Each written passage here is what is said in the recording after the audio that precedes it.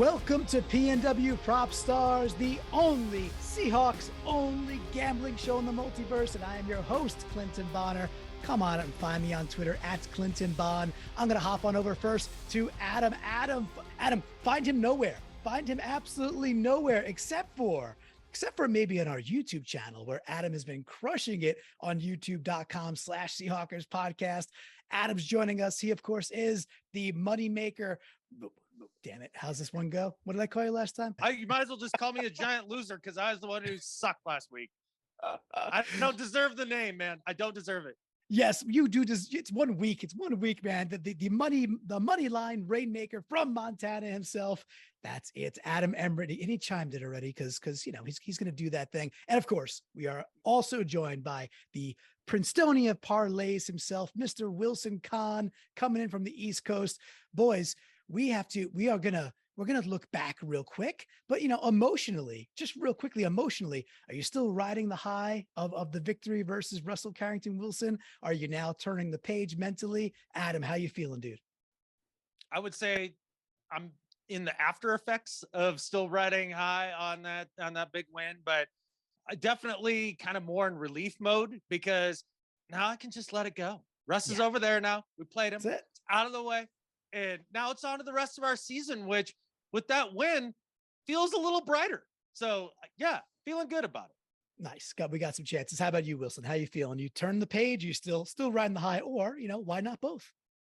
Honestly, I'm just starting to feel the high because I was in shock after we won for at least a day. Like I was really, really expecting us, if not get to lose, to get crushed in that game. As some of you may know, if you follow me on Twitter, I have COVID now, but I'm proud to say the Seahawks win is getting me through it just fine. And despite missing my intramural volleyball game, which is a true tragedy, but I did see the PA announcement of that. And I saw people were remiss that you would not be there, but the Seahawks are, chicken soup for the Hawker soul for sure. And folks, if you haven't joined us for PNW Prop Stars yet, this is a gambling show, but we look at the nuances of the Seahawks game that's upcoming and we dissect it. We talk about things that it's still Seahawks talk, but we're applying the philosophy of, hey, we know this team pretty well. Why don't we go out there and try to make a little money while we talk Seahawks? And it's a ton of fun. We do 4 bets a week. And Adam, we bet $31 per person for the week. What does the number 31 mean to you? Well, it's got to mean Bam Bam Chancellor, right? Like I'm a slow guy and a slow learner, but I finally got there. Yeah.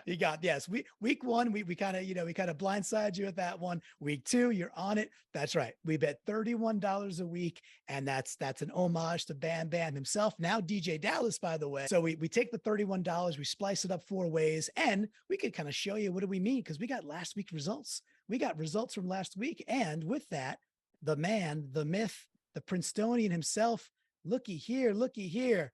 He takes it home. Wilson, results from last week. So bet 1, bet 2, bet 3, $10 each. Bet 4, we call it the Fail Mary. Nice to visualize it. It's a $1 bet. And the rule is it has to be plus 1,200 or longer odds. So paying you more money.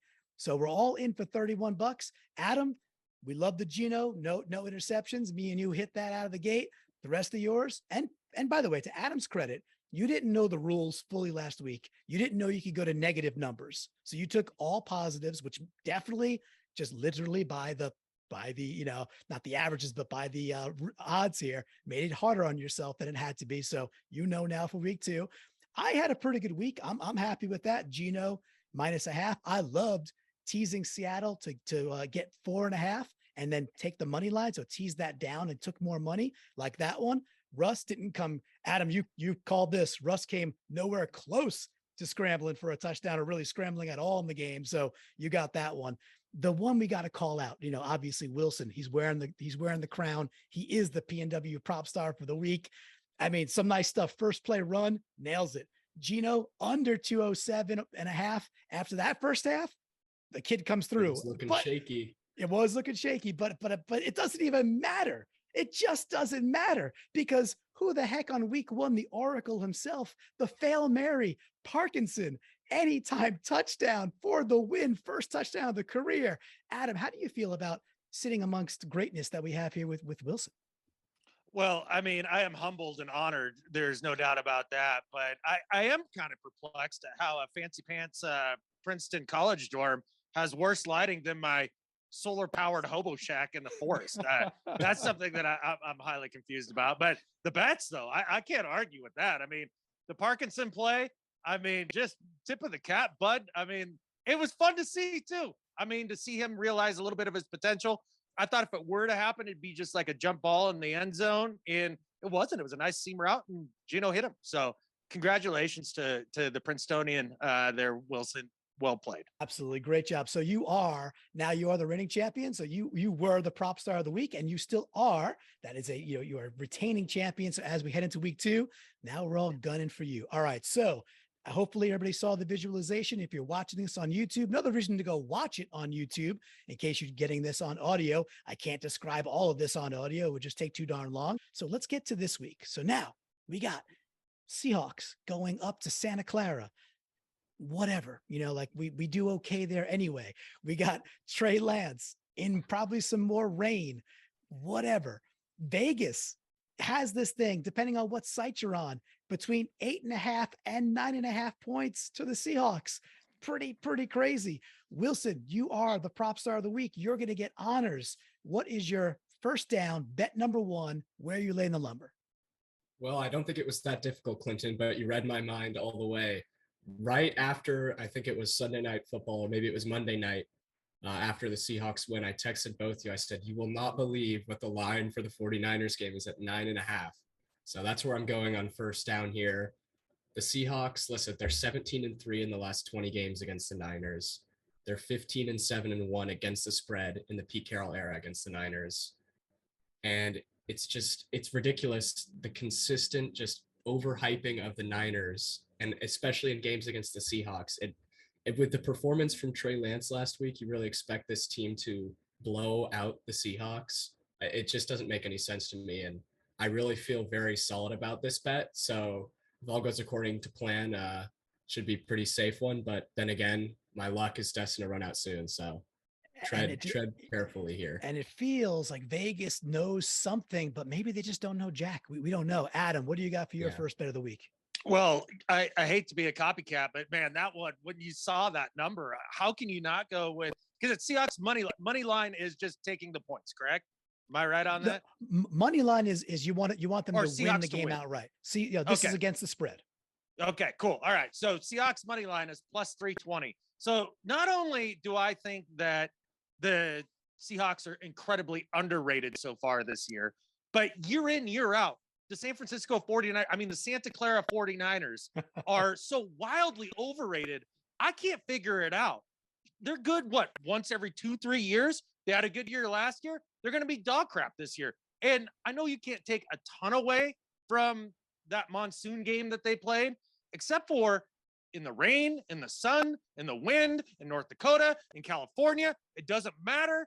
Trey Lance looks like Trey Lance, and he's not good, at least at this point in his career. Maybe in 4 years when he learns what quarterback is, but right now he's just not. And the idea that they not only are going to the points of this game in the spread there, like the idea that they're going to beat the Seahawks by 10 points, get out of here. I think the Seahawks are woefully underrated. The Niners woefully overrated as always. And so I will take the Seahawks straight up plus 320. Wow, there you go. Money line. And then, folks I get this on Twitter now, which is kind of cool. People are like, hey, I don't really get it yet. I'm like, no worries.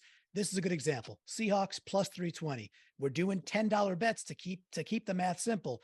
$10 bet plus 320 would net Adam $32. It's hard to believe though, doing that calculation, because it does make you feel like it's almost too good to be true. And there's just something we're really missing here, but I don't know. It's a hard big to number. That. It's a big number, but for me, no risk it, no biscuit. So here we go. $10. You're getting 32 on that. It's real nice. So right out of the gate, Adam's going, perhaps bigger than he has to, but whatever. This is what it's all about. I like to take things. You guys saw it last week. This is kind of my favorite thing to do. So what I did was I took this was on DraftKings. We had to use DraftKings today. Should say that because FanDuel didn't have the player props up just yet, but DraftKings did. On DraftKings, Seahawks were down to 8.5, not 9.5, and the over under was 41. So I took a 6-point swing basically in both directions. I've got Seattle getting 14.5 and under 47.5 as a parlay, and I only got to lay minus 115. So again, if I laid $10 or laid $100, I have to lay 115 to make 100. So again, I got Seahawks. The whistle starts. I'm up 14.5 to nothing, and just got to keep the under at under 47.5. And I think that's a pretty sound bet because it's going to rain again, it looks like. And I don't expect a high scoring game between these two teams anyway. So I love sliding that line even more so when Vegas is, I think, wildly misaligned. I agree. Nice. No worries. All right. So Adam, we are rolling on to bet number 2 now. Okay. So again, first down, second down, third down, all $10 bets. Adam, what is your second down bet? My second bet is Rashad Petty over 54.5 rushing yards, and that's minus 115. And nice. After hearing Pete Carroll's press conference from this last game, and they asked him about Penny, and he said, oh, he looked great, explosive, the way they looked at the end of last year, but man, he didn't get enough carries. And I think with this pass rush that they're going to be facing this week, take a little pressure off those rookie tackles, run the heck out of the ball. It's going to be a low scoring affair anyways. Just don't turn it over, stay in the game, and have a chance to win it at the end. I think Penny's going to get his touches, and I'd be shocked if he was under 55 yards. I think that's a very sound bet. I'm up next. I have a Penny bet as well. I looked at that one. I liked it. There was one I liked a little bit more, even though I have to pay a little more for it. Penny to break at least a 15-yard run. So any one of his runs being 14.5 yards or more at minus 125. Listen, Penny had a 26-yarder last game. He almost had several 20-yarders. He had that quote unquote hold against Abe Lucas. Penny, the thing is, and why I like it so much is what you just said, Adam. Same exact reason is we've seen it when he gets 15, 20, 22 touches, he is going to break one of them. That's what he kind of does and kind of is. So if he goes for over 14.5 in one single run, I'm in the money at minus 125. Wilson, before you go, any reaction to either of the Penny bets you're hearing there? Well, I like them both because I also have a Penny bet for my second down. I'm definitely betting big on his success in this game. So, well, I'm copying Adam here. It's the over 54.5, and a couple reasons. One, Penny averages a ton of yards per carry. He's consistently up there in the high 4s, even 5. Last game, he only had 12 carries, and he would have broken this total with 60 yards. And Yep. It really feel like he wasn't much of a focal point in that game offensively.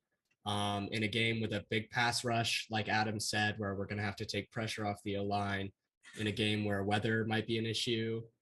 And we still have Geno Smith as our quarterback. Now, obviously, he showed that he has some skill in the last game, but Pete Carroll is going to still want to, feed the backs as much as possible. And there's no reason to put the ball in Geno's hands more than we have to. And Penny is a good running back. He'll break off explosive runs, I think, and easily break 54.5. And I have one last nugget as well. The Seahawks as a team have broken 100 team rushing yards in the last 8 games against the 49ers. Wow. So, and most of the time it's like 120, 130, things like this. I think Penny's probably going to count for at least half of those. And I like that trend to continue as well. I'd like it to continue as well. Do want to ask you guys, though, there is a new character in this play, and his name is Kenneth Walker III. So how concerned or not from the bet perspective, we all want to see Ken go out there and do awesome things. From the bet perspective, how concerned are any of us with how many snaps he might get, how many takes he might get that will take away from Penny, because they can't just, they're not gonna both run the ball at the same time. So Adam, Ken Walker's playing. What do you think? Well, if I'm going to look at this sort of situation and look back at Seahawks history over the last couple of years, think about when Chris Carson was the lead back and healthy, and Penny was the young phenom coming off of injury, and all the hype of, ooh, Penny's back, how many carries is he going to get and all that stuff. And he'd maybe get 2, maybe get 3. Yeah. I think especially off his first game back from this quote freak injury to his nutsack or whatever it is.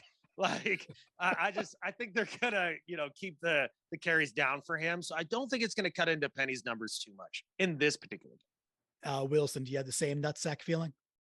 Yeah, I agree. I got the same feeling. And I think even if Ken Walker wasn't hurt, I just don't buy the idea as much as Pete Carroll says that he wants to have a sort of two-back approach here with Walker and Penny. I just don't buy the idea that he's really inclined to have two backs sharing snaps that much. I think he likes to have one back just consistently wear down a defense over the course of a game. So I'll believe it when I see it, but especially for this game, I really feel pretty safe taking penny bets just because Ken Walker probably won't see the field more than 5 or 6 snaps at most. I'm in the same vein that I just don't think Walker's going to get that much time. I'll be surprised if it's even like an 80-20 split. And then say you throw Homer in there for some third downs and it's like 65-70% Penny. That should be enough. That ought to be enough, right? To win it across the board for us on our second down. So I definitely dig that. All right, we're going to motor on to third down.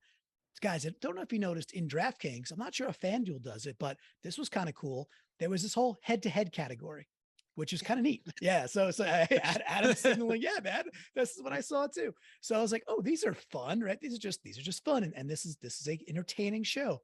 This is one I liked. It pays 125. So plus 125. DK over Debo receiving yards. And Vegas is saying Debo should go get more. Okay. I hear you. And there's no George Kittle. They just lost Elijah Mitchell. Jeff Wilson is okay. He might play well because they could run block and they're a good running team.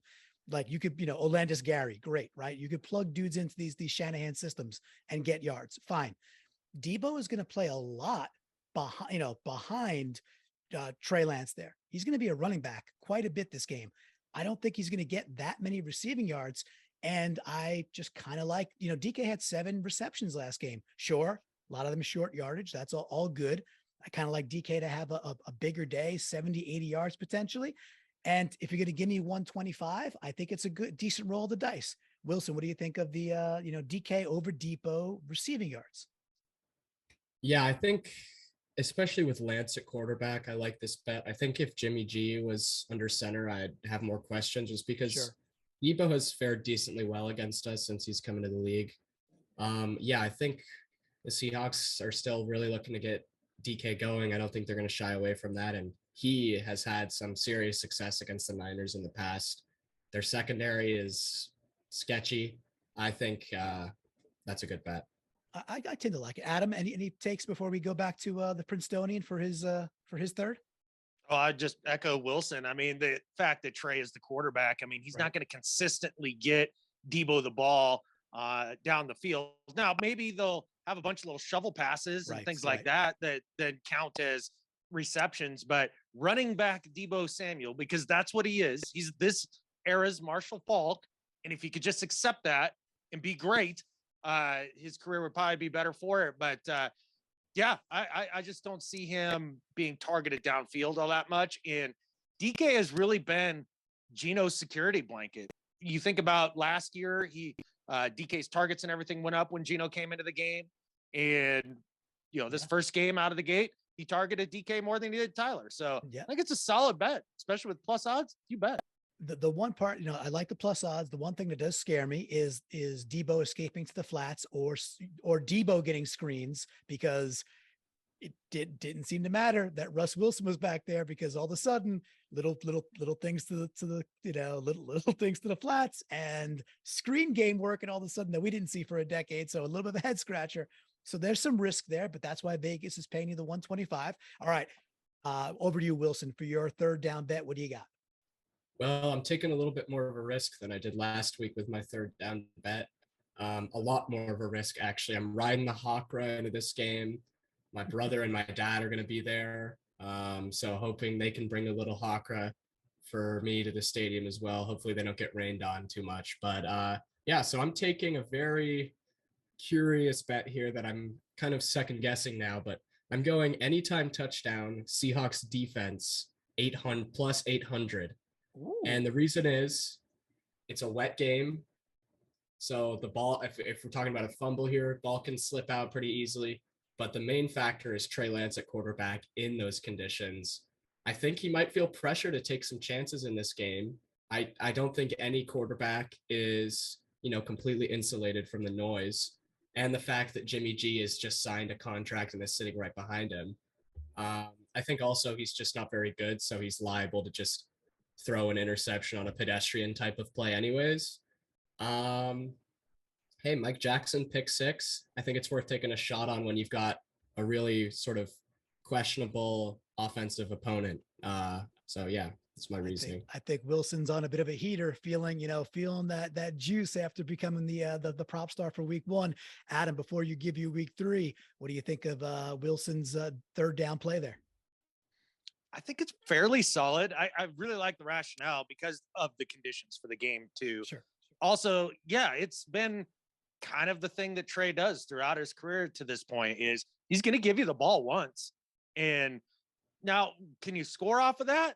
I mean, those things are a little bit luck in that sort of thing. But I could see Woolen getting his first pick off of a really poorly thrown Trey ball. And he's got the kind of jets to take it all the way to the house. So, I mean, it's possible. It's possible. Yeah. It's closer to a Hail Mary than I would like, though. It's a little close. Yeah. A little close. All right. So your third down, take it away. My third down this week is I like that head-to-head stuff you were talking about, Clinton. I saw those, and those were intriguing to me. And I saw the one here, Trey versus Geno head-to-head TD money line. If Geno wins and throws more touchdowns than Trey, plus 165. Yep. Like that, I thought with that number, I was like, dang, like, I don't know that Geno's going to throw a touchdown for sure in this game, but I'm pretty confident Trey's not going to throw many. That just feels right to me. And I like that matchup. I do think Geno is better than Trey at this point in his career. And yeah, I'll take that plus 165. You bet. Yeah, not bad at all, right? And we won last week by doing hey, Geno won't fork it over, right? No turnovers from Geno, no interceptions, and that was a plus 120. So why not ride that a bit further, right? What do you got, Adam? And one more thing I wanted to add to that, and I forgot to mention this on the main pod too. Like if you go back and watch that Bears game, they scored both their touchdowns through the air, and both when the receivers were in tight splits right up next to the tight ends, and that really confused that questionable secondary, and they got wide ass open twice doing that. Now, if you look at a McVay, Waldron kind of scheme, they run a lot of those tight splits with the wide receivers, and with all that speed with DK, Tyler, Goodwin, Eskridge, I think it's almost a lock that Geno throws at least one tug in this game. Love it. Love it. All right. We are going to rotate over now to the Fail Mary, keeping in mind the only real rule here. The Fail Mary is a $1 bet. The other ones were $10 to remind folks, for the total of $31 for Bam Bam Chancellor. And the $1 Fail Mary, the only rule is it must be plus 1,200 or longer odds, better odds for it to qualify. So, well, hey, you had an aggressive third down gamble there, Wilson. I like the plus 800. We got to stretch even further for the dollar scratcher. What do you got for that one? Well, this is the type of bet when I thought about it, I thought it might be more of a third down bet. I didn't expect it to be over 1,200. So when I saw the odds at plus 1,500 for Rashad Petty first touchdown of the game, I had to take that. I'm riding with him on the rushing yards. I like Seahawks trying to establish the run early. And at those odds, I'll definitely take a chance on Petty going first into the end zone. Very nice. Adam, we got any before yours? Any take on, Rashad plus 1,500? Yeah, someone's got to score the first touchdown, probably, right, in this game. And why not Rashad, right? He seems to be like one of the dudes that would be more likely than not to be the first scorer.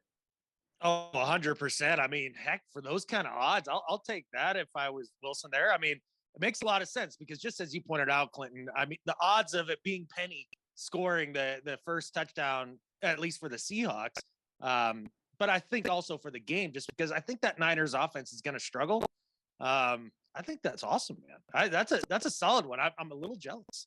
a little jelly, but you do have one. So what is your Fail Mary? Go ahead. All right. My Fail Mary this week is Seahawks win by 7 to 12 points.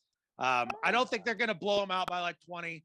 I definitely don't think they're going to lose. I don't think they're going to win by 1. I think they're going to beat them quite soundly because this Niners team drives me nuts. Like how much people think that they're Super Bowl bound. They were so freaking lucky to get as far as they were last year. If you remember early on in the year last year, there was a point where we're all thinking they're not making the playoffs, let alone getting to the NFC Championship game. And Shanahan's job is on the line. Now they trot out Trey Lance, who's totally raw and can barely run the offense. Factor in that Pete is what, 8-2 against Shanahan, I think is the record. Also factor in that freaking Shanahan is something like 6-542 when he starts a game without Jimmy Garoppolo. So his record is god awful there. Pete seems to be able to handle the 49ers run game, which is their bread and butter, and they don't have a passing game to lean on. I think the Hawks are going to win this fairly handily. So Seahawks win by 7-12 plus 1,200. Wow, right on the nose, plus 1,200. It's it's a bit of a NASA launch window. However, Yes. But it qualifies for the bet A1. So you're in there like swimwear. And hey, it's why not? Why can't we see a 21-10, 21-12 odd game like that victory for the Seahawks? All right, I've got the Fail Mary here as well. Mine was a bit convoluted. I'll say that, but again, I like to move the numbers around and see what happens when I put a couple things together. So I have Seattle scoring at least 13.5. That's the first part of this. It's a parlay. San Francisco scoring under 27.5. Okay, part 2. Penny over 69.5 yards. So that's a good game, but 70 yards or more. This one might be the tough stretch here. Lockett over 65 yards, 64.5 yards. You put those things into a bowl, you stir it up, you serve it, and I'm being paid plus 1,300 for that Fail Mary. There's a couple of things I think are locks there. I hope Seattle scores more than 13.5, and I really hope San Fran scores under that 28. The other ones, we'll see. But if we're winning a game like 21-10, I kind of feel pretty good about those things there. So that's a plus 1,300. Any takes on that one? It's got a couple of moving parts. Yeah, I'll start. I think it's all right. I have questions about a few of the pieces. I really am not a fan of the Lockett piece. I don't expect him to have a very big game. I honestly don't know how many times he'll really even break 65 this year. Not often. The other pieces sound pretty good to me, so I think it's worth it for a Fail Mary, but you could be rooting hard for Lockett. The Lockett one was the one that kind of took the whole thing from like +4 or +5 and then throttled it up to like plus 1,300. So Vegas agrees with you. I was playing with the numbers, and that one was like, okay, I'll throw it in there. Let's see if Lockett could. And Lockett sometimes has those games where he's getting open deep and he's off for 2 touchdowns and 120 yards. We'll see if it happens there. So Adam, any takes on either the Fail Marys there or any other things you want to help us close out with? Now, here would be the counter argument to the Tyler not getting 65, or what was it, 65 yards? Yeah, 60. Yeah, exactly. 65. Yep. Okay. With that, so they brought in Charvarius Ward from the Kansas City Chiefs to be corner, their number 1 corner there in San Francisco. It sounds like he's going to be following DK everywhere. They're going to match him up on there. Well, I don't even know who their number 2 corner is right now. It could be Clinton's mom, and I wouldn't be surprised. There is a world for the record, I would be. Her hips just aren't what they used to be. So that the Gotcha. Swivel hips are not there anymore. No offense. Gotcha. Yeah. Well, I mean, hey, she would play with all heart. We know that for sure. But I mean, Tyler could totally eat up the number 2 corner in this game. I mean, he is so shifty. He is so savvy. And if you got a guy who's subpar, he could totally eat his lunch. So I could see it happening then, because the Penny part of it, if all the other things fall into place for you, the scoring more than 13.5 and keeping the Niners down on points means you're probably going to keep the ball out of their hands a lot. You're going to have the ball a lot. Penny's going to get his touches. That looks pretty good too. So makes some sense, man. Yeah, it's a fun one, and I like that it's kind of a long play. You get the whole game to play that whole thing out and see what's what, which is kind of fun. All right, boys. So that'll wrap week 2. We have our champion right here, Wilson, that we're gunning for, and we want to remind folks as well that if you're following along at home, we saw somebody on Twitter that the name does escape me, and I do apologize, who said that they watched episode 1, they bet and won, and would be making a donation back to the Seahawkers podcast. Hey. And I said, I said, well, thank you so much. It's just increasing the hawker here, right? So if you're getting, as Adam, you say it all the time, value for value, if you're laying some lumber with us and you're winning some coin, well, then heck, head over to the Patreon, go to getintheflock.com. If you're not a member of the flock yet, get involved, right? Get into the Discord, get into the Facebook Ring of Honor. There's plenty of ways to contribute. And if you're winning some shkadol because you're laying the bets, well, kick a little back because it's good for the hawker, good for the Seahawks soul. With that, there's only one thing left to say. Go Hawks. Go Hawks. Let's ride.